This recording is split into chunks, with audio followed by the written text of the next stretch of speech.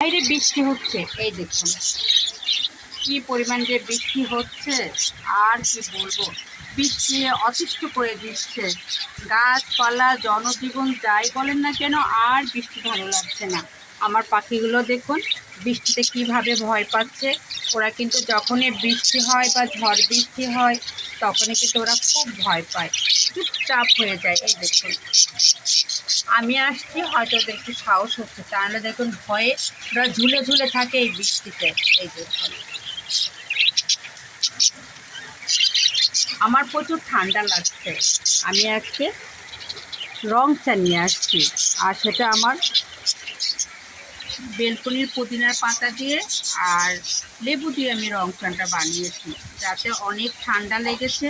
এই ঠান্ডাটা যাতে আমার কমে এবং আমি যাতে সুস্থ থাকি।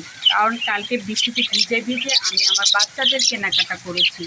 যেভাবে বৃষ্টি আসতেছে তাতে মনে হচ্ছে না যে স্বাভাবিক আর আসবে।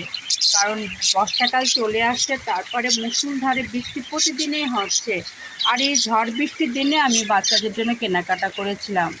আমার বাচ্চার লিটার ছিল না, ক্যাট ফুড ছিল না, মাছ ছিল না। তবে মাছ কিনে আনতে পারি নাই। লিটার আর ক্যাট ফুড, চকলেট আর জেলি নিয়ে আসছি আমার বাচ্চাদের জন্য। আপাতত ওদের যাতে কোনো সমস্যা না হয় 15 দিনের জন্য।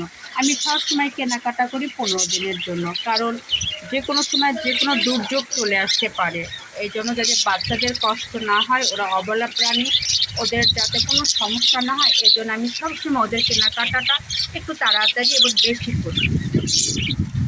এই যে রংটা নিয়ে আসছি আমার বেলকনিতে, আমার অপছন্দের রংটা। তাদের ঠান্ডা লেগেছে বিদায় আমি রংটা খেতে বাধ্য হচ্ছি, কারণ বর্ষাকাল ঠান্ডা লাগলে আর ঠান্ডা কমতে যাবে না। এই জন্য চিন্তা করলাম আজকে আর দুধ চা খাবো না, আজকে সারাদিনে আমি রং চা খাবো।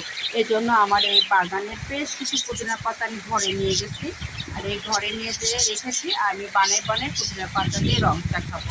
দেখুন কীভাবে আমি কিন্তু বারান্দায় দাঁড়াতে পারছি না, এত বৃষ্টি। আর আমার এই গাছগুলা আর সৌন্দর্য দেখাতে পারবে না, ফুলগুলা সব নষ্ট হয়ে যাবে। এই যে প্রচণ্ড বৃষ্টি, প্রচণ্ড বৃষ্টি, প্রচণ্ড বৃষ্টি। আমার ক্যাকটাসের সবচেয়ে বড় শত্রু। ক্যাকটাস নিয়ে আমি অনেক দুশ্চিন্তায় আছি।